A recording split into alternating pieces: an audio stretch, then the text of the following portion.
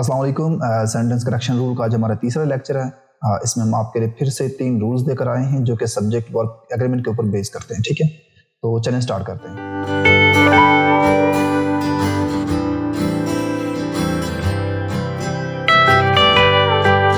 तो आज का हमारा फर्स्ट रूल और इस सीक्वेंस का जो 7th रूल है वो है plural subject denote singular quantity. हम डिस्कस करेंगे कि कुछ हमारे होते हैं प्लूरल सब्जेक्ट्स हमारे पास होते हैं लेकिन वो किसी सिंगुलर क्वांटिटी की तरफ वो इशारा कर रहे होते हैं, इंडिकेट कर रहे होते हैं, तो वो डिस्कस करेंगे। फिर जो हमारा रूल नंबर 8 है उसमें हम डिस्कस करेंगे कि some nouns are plural in form but singular in meaning. वो हमेशा प्लूरल फॉर्म में ही एग्जिस्ट करते हैं लेकिन वो एक सिंगल एंटिटी की तरफ इशारा कर रहे होते हैं। ठीक है, फिर जो हमारा रूल नंबर 9 होगा उसमें डिस्कस करेंगे कि some nouns exist only in plural form. कुछ हमारे पास ऐसे नाउन्स होते हैं जो कि सिर्फ प्लूरल फॉर्म में ही एग्जिस्ट करते हैं और अक्सर पेयर के फॉर्म में एग्जिस्ट कर रहे होते हैं, तो वो फिर ऑब्वियस सी बात है कि वो प्लूरल वर्ब अपने साथ लेगा। ठीक है, तो हम डिस्कस करते हैं। रूल नंबर 7 पे चलते हैं। उसमें बता रहे हैं कि plural subjects denoting singular quantity, तो वो ऐसे सब्जेक्ट्स होंगे जो अपीयरेंस से तो वो प्लूरल नजर आएंगे हमें, लेकिन वो एक सिंगल क्वांटिटी की तरफ, वो सिंगल अमाउंट की तरफ, वो कि सिंगल स्पेसिफिक क्वांटिटी की तरफ वो इंडिकेट कर रहे होंगे, तो तब हम इसके साथ फिर हम सिंगुलर वर्ब ही लगाएंगे। ठीक है, वो बता रहे समटाइम्स सम ऑब्जेक्ट्स दो plural in form denote a specific singular quantity, amount और डिस्टेंस। वो किसी खास क्वांटिटी की तरफ, किसी खास अमाउंट की तरफ, किसी खास डिस्टेंस की तरफ वो इंडिकेट कर रहे होंगे सिंगुलर, तो वो फिर सिंगुलर फॉर्म अपने साथ लेंगे। जैसे कि when we state a specific measurement such as 10 miles, we are treating the distance as a singular quantity, collective entity। ठीक है, जब हम अगर 10 माइल्स की तरफ रहते हैं, 10 रुपीज की बात करते हैं, 10 पाउंड्स की बात करते हैं, ठीक है, तो इस तरह के हमारे पास क्या होगा कि हम उसको एक सिंगल क्वांटिटी की बात कर रहे हैं, एक सिंगल स्पेसिफिक यूनिट की बात कर रहे होते हैं। ठीक है, तो उसको फिर हम सिंगल लेके चलेंगे, सिंगुलर लेके चलेंगे और सिंगुलर वर्ब भी इसके साथ लगेगा। ठीक है, अब हमारे पास एग्जांपल आते हैं 10 miles is a long distance.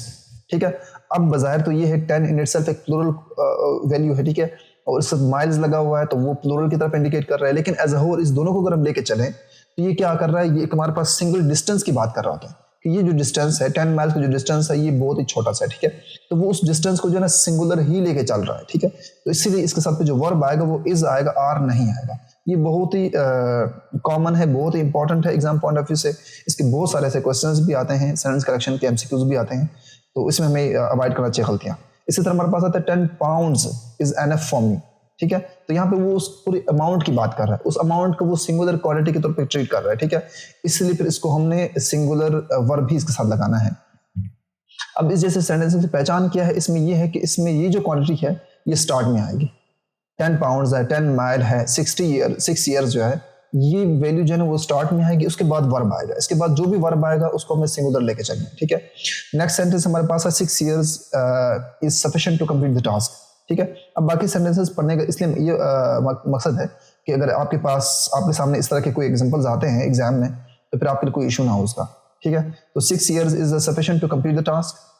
इसी तरह फिर हम कहते हैं 5 आवर्स इज नॉट एनफ। ठीक है, तो यहाँ पे 5 आवर्स है लेकिन यहाँ पे उसके साथ वर्ब क्या लगा हुआ है, सिंगुलर लगा हुआ है, इज लगा हुआ है। सिमिलरली 16 अनाज इज इक्वल टू 1 रुपी।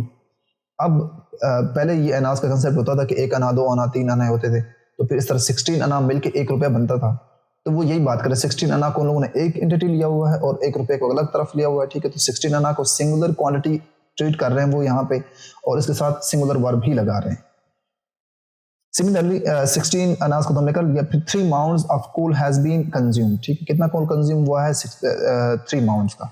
तो इस तरह के सेंटेंसेस आपके पास एग्जाम में आएंगे तो आपने बड़ा ख्याल रखना है, इसका वर्ब जो लगाना है वो आपने सिंगुलर लगाना है। इनकी पहचान क्या है मैंने बताया, इनकी पहचान ये है कि ये जो क्वांटिटी है ये सेंटेंस के स्टार्ट में ही आएंगे एज अ सब्जेक्ट, ये इससे सेंटेंस स्टार्ट हो जाएगा, तो आपने फिर ये ध्यान में रखना है इसके साथ जो वर्ब लगेगा वो सिंगुलर लगेगा। अब इसका एक केस है, वो केस हमें क्या बता रहा है, वो केस हमें ये बता रहा है कि in such cases when there is used as a subject. अब अगर हम सेंटेंसेस को देयर से स्टार्ट करेंगे, वैल्यूज यही लगेंगी, 10 पाउंड्स, 6 इयर्स, 5 आवर्स, ये सारी चीजें लगी होंगी इसी सेंटेंस में भी। लेकिन अगर ये सेंटेंस हम देयर से स्टार्ट करेंगे, इसके बाद ऑब्वियस के बाद देयर के बाद हमेशा वो वर्ब आता है, तो वो वर्ब एग्री करेगा वो जो हमारे पास नाउन है। अगर वो हमारे पास प्लूरल फॉर्म पड़ा हुआ है तो हमारे पास ये वर्ब जो होगा प्लूरल होगा, अगर वो सिंगुलर फॉर्म पड़ा हुआ है तो ये वर्ब हमारे पास सिंगुलर होगा। देखते हैं सेंटेंस हमारे पास एक है, there were 10 gold coins in हर ब्रीफकेस। ठीक है, अब यहाँ पे देखें 10 कॉइन्स की बात तो यहाँ पे भी हो रही है, वही क्वांटिटी है, लेकिन बीच में आया हुआ है, स्टार्ट में क्या है, देयर आया हुआ है, उसके बाद कोई वर्ब आया हुआ है। वर्ब किससे एग्री कर रहा है? वर्ब हमारे पास कॉइन्स से एग्री कर रहा है, ठीक है। वर्ब जो एग्री कर रहा है हमारे पास यहाँ पे वो कॉइन्स से ही एग्री कर रहा है, ठीक है। तो ये रेफरेंस किसकी तरफ है? कॉइन्स की तरफ है और देयर स्टार्ट में आया हुआ है। तो आपने इस केस में फिर आपने प्लूरल वर्ब लगाना है। अगर कॉइन्स है तो प्लूरल लगाना है, अगर कॉइन है तो सिंगुलर लगाना है, ठीक है। तो ये आपने ख्याल रखना है। इस तरह सेंटेंसेस की पहचान फिर ये है कि वो सेंटेंसेस देयर से स्टार्ट हो जाएंगे, जिसमें फिर आपने ये नहीं 10 कॉइन्स या इस तरह की वैल्यूज के साथ फिर आपने सिंगुलर इनको ट्रीट नहीं करना। अकॉर्डिंग टू आपने इसके सब्जेक्ट ट्रीट करना है कि सब्जेक्ट प्लूरल है तो ये भी वर्ब भी प्लूरल होगा, सब्जेक्ट सिंगुलर है तो वर्ब भी सिंगुलर ही होगा, ठीक है। तो ये हो गया था हमारे पास रूल नंबर 7। तो अब हम मूव करते हैं अपने रूल नंबर 8 की तरफ। रूल नंबर 8 में कहता है कि कुछ नाउन्स पेरेंट्स में वो प्लूरल होते हैं लेकिन वो सिंगुलर मीनिंग दे रहे होते हैं, ठीक है। जैसे कि हम कहते हैं there are several nouns in English that are plural in form but singular in meaning. These noun typically represents a group or collection of items that are considered single entity. For example, news, ठीक है। इसी तरह हमारे पास कुछ subjects आते हैं, economics, statistics, mathematics, physics. कुछ हमारे पास डिजीजेज आती हैं जिसमें मीजल्स है, मम्प्स है। कुछ स्पोर्ट्स आते हैं हमारे पास जिस तरह एथलेटिक्स है, जिम्नास्टिक्स है, बिलियर्ड्स है, ठीक है। स्पोर्ट्स इन इटसेल्फ आपने उसको प्लूरल फॉर्म में इसको लेके चलना है, ठीक है। तो ये जो हमारे पास वर्ड्स हैं कुछ, ये जो सब्जेक्ट के तौर पे इस्तेमाल हो ना, जिस फॉर्म में इस्तेमाल हो हमारे पास ये हमेशा प्लूरल फॉर्म में ही इस्तेमाल होंगे। सिंगुलर फॉर्म में अगर आप इसको इस्तेमाल करेंगे तो ये गलत कंसिडर किए जाएंगे, ठीक है। ये प्लूरल फॉर्म में इस्तेमाल होंगे जिस तरह न्यूज़ है, इकोनॉमिक्स है, स्टैटिस्टिक्स है, बिलियर्ड्स है, मीजल्स है, ठीक है। इसको मीजल नहीं कह सकते, इसको न्यूज़ नहीं कह सकते, इसको इकोनॉमिक नहीं कह सकते, ठीक है। ये अपने प्लूरल फॉर्म में इस्तेमाल होंगे लेकिन अपने साथ जो ये वर्ब लेंगे वो सिंगुलर लेंगे, क्योंकि एक पर्टिकुलर आइडिया की तरफ हमें रेफरेंस दे रहा है। अगर इकोनॉमिक्स है तो इकोनॉमिक्स एक सब्जेक्ट की तरफ वो कर रहा है। अगर वो एथलेटिक्स की बात करें तो पर्टिकुलर स्पोर्ट्स की तरफ इशारा कर रहे हैं। अगर न्यूज़ की बात करें तो किसी खास न्यूज़ की बात कर रहे हैं, ठीक है। तो ये इसको हमने प्लूरल लेके चलना है लेकिन सर जो वर्ब आएगा वो हमेशा सिंगुलर होगा। इसका फर्स्ट सेंटेंस है the news is on every channel, ठीक है। तो न्यूज़ के साथ इज लगा हुआ है। इसी तरह economics is a challenging subject, ठीक है। इकोनॉमिक्स लगा हुआ है लेकिन साथ में इसका इज लगा हुआ है, प्लूरल नहीं लगा हुआ, सिंगुलर लगा हुआ है वर्ब। इसी तरह measles is a contagious disease, ठीक है। तो मीजल्स लगा हुआ एक बीमारी है, एक पर्टिकुलर स्पेसिफिक बीमारी की बात कर रहे हैं, उसके साथ हमने इज लगाना है, वर्ब सिंगुलर फॉर्म में लगाना है। Similarly gymnastics is her patient. तो जिम्नास्टिक को अगर हम देखें एक स्पोर्ट्स का नाम है, एक पर्टिकुलर स्पोर्ट का नाम है, उसी किस्म का और कोई नहीं है, तो फिर उस नेम उसका प्लूरल है लेकिन वर्ब जो लेगा वो सिंगुलर ही लेगा, ठीक है। तो ये हमारे पास हो गया। हमने कहा कि कुछ हमारे पास ऐसे वर्ड्स होंगे जो हमेशा वो प्लूरल फॉर्म में होंगे, एग्जिस्ट कर रहे होंगे, लेकिन वो जो वर्ब अपने साथ लेंगे वो सिंगुलर वर्ब लेंगे। क्यों? क्योंकि वो एक सिंगल एंटिटी की तरफ, आइडिया की तरफ वो रेफरेंस कर रहे होते हैं, वो रेफर कर रहे होते हैं, उसकी तरफ इशारा कर रहे होते हैं, ठीक है। अब कुछ हमारे पास इस तरह एक्सेप्शंस आते हैं, जिस तरह मीन्स एक लफ्ज है जो कि दोनों फॉर्म में इस्तेमाल होता है। मीन्स जो है ना वो इन इटसेल्फ तो प्लूरल है फॉर्म में, लेकिन अपने साथ वर्ब वो प्लूरल वर्ब भी लेता है, सिंगुलर वर्ब भी लेता है। वो डिपेंड करता है किस तरह का आइडिया वो दे रहा होता है, ठीक है। उसको डिस्कस करते हैं मीन्स के कंसेप्ट को। तो इसमें बता रहे होते हैं कि means as singular and plural. Means अब यहाँ पे सिंगुलर भी इस्तेमाल हो सकता है, प्लूरल भी इस्तेमाल हो सकता है। कैसे? Means is often used with a singular verb when referring to a method और वे ऑफ डूइंग समथिंग। जब हम किसी मेथड की तरफ बात कर रहे होते हैं, जब हम किसी वे ऑफ डूइंग समथिंग की तरफ इशारा कर रहे होते हैं, किसी मेथड की बात कर रहे होते हैं, उसको हमने मीन्स को सिंगुलर लेना है, ठीक है। His means of transportation is bicycle. वो किस तरह ट्रेवल करता है, ठीक है, किस मेथड, किस सोर्स के जरिए ट्रेवल करता है, वो बाइसाइकिल के जरिए ट्रेवल करता है। अब यहाँ पे सोर्स हो, मेथड हो, वे ऑफ डूइंग समथिंग हो, तो उसको हमने सिंगुलर लेके चलना है। मीन्स को सिंगुलर ट्रीट करना है, वर्ब सिंगुलर लगेगा। लेकिन अगर हम मीन्स को फाइनेंशियल रिसोर्सेज के सेंस में लेके चल रहे हैं, मईशत की बात कर रहे हैं, इनकम की बात कर रहे हैं, आमदन की बात कर रहे हैं, तो फिर हमने मीन्स को प्लूरल ट्रीट करना है और मीन्स के साथ हमने जो वर्ब लगाना है वो भी प्लूरल ही लगेगा, ठीक है। जिस तरह के सेंटेंस है हिज मीन्स आर लिमिटेड, यहाँ पे मीन्स का मतलब है आमदन, तो उसकी जो आमदन है वो बहुत ही लिमिटेड है, बहुत ही कम है, ठीक है। तो ये एक केस नंबर 1 है। फिर मीन्स का एक केस और भी है जिसमें हम उसको लेके चलते हैं एवरी के साथ और ऑल के साथ, ठीक है। अगर किसी मीन्स के साथ एवरी लगाओ तब उसको कैसा, उसके साथ कैसा वर्ब लगेगा, अगर ऑल लगाओ मीन्स के साथ तो फिर कैसा वर्ब लगेगा, ठीक है। When means is used with indefinite pronouns like each and every के साथ जब हम means को यूज करते हैं तो फिर हमेशा हम सिंगुलर वर्ब ही इस्तेमाल करेंगे।